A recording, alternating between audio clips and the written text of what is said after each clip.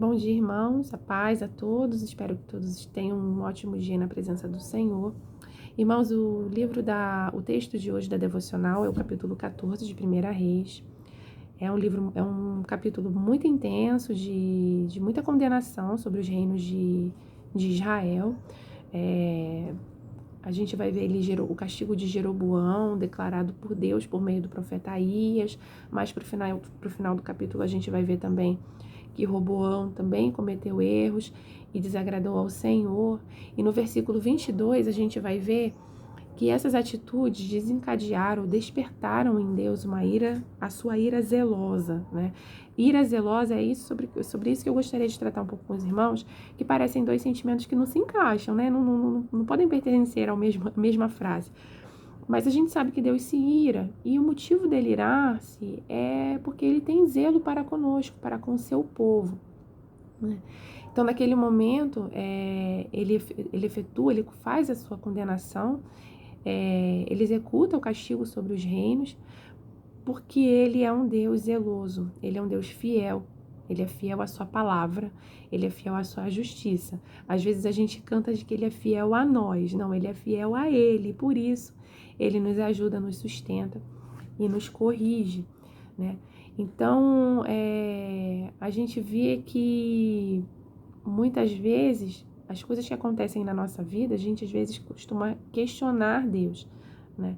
Então, gostaria de propor, com base na reflexão desse texto, que a gente pare para pensar de que alguns problemas e algumas situações que acontecem conosco podem ser frutos da ira zelosa de Deus também sobre nós. A gente passa por provas, a gente passa por dificuldades e às vezes a gente questiona Deus no meio dessas situações, ao invés de só lamentar.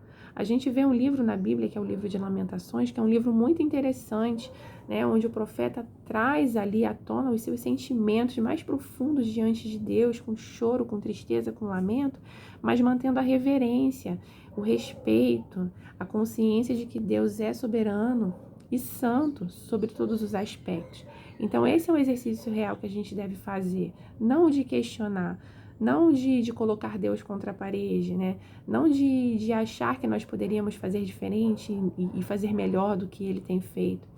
Então, que hoje a gente reflita, né? Se a gente tem lamentado as situações, a gente tem questionado, né, Deus. E uma forma, um caminho que a gente tem também de passar pelas situações difíceis de uma forma mais firme na presença de Deus, é realmente buscando a Ele. Porque muitas vezes a gente se pergunta, né, por que Deus fez dessa forma? Por que Ele agiu desse jeito nesse momento, logo agora que eu estou passando por isso, né? Por que Ele permitiu que o filho de Jeroboão morresse? Por que Ele desferiu um castigo tão intenso, né, tão duro sobre Jeroboão e toda a sua geração, que a gente vai ver nos capítulos que vão se seguir, o que aconteceu, né? E Deus já declara no capítulo 14 que toda a geração de Jeroboão seria destruída. Então, por quê, né? Irmãos, só nos cabe confiar e acreditar que Deus tem o controle de tudo nas mãos. Ele tem a forma dele de agir que é perfeita. A gente não vai nunca compreender, isso todo mundo sabe, que a gente nunca vai compreender exatamente o que Deus faz, né? Entender os porquês das situações que acontecem na nossa vida e no mundo. Mas se a gente se manter na presença dele, buscando a ele, no meio dessas situações, ou quando os nossos olhos se voltarem a essas circunstâncias duras e difíceis, a gente vai sentir da parte de Deus paz, que vem realmente da presença dele.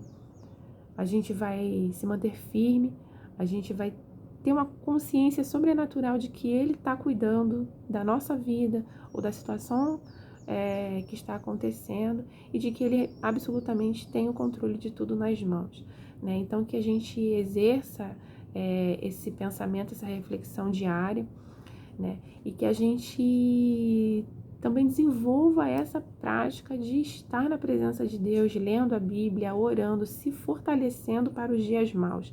A gente tem a tendência de se prostrar nos dias maus, mas a gente precisa se prostrar quando está tudo bem, quando está todo mundo com saúde, quando o sol está brilhando, quando a finança tá ok. É nesse momento que a gente precisa se voltar diante de Deus, se colocando diante dele realmente, para que ele nos conduza todos os dias da nossa vida e para que assim a gente se mantenha firme também nas dificuldades. Então, irmãos, Deus é um Deus que se ira, mas se ira por zelo, e glória a Deus por isso, pelas suas correções, pelas suas provações, né? Por todas as situações que a gente passa, que faz a gente, de fato, crescer.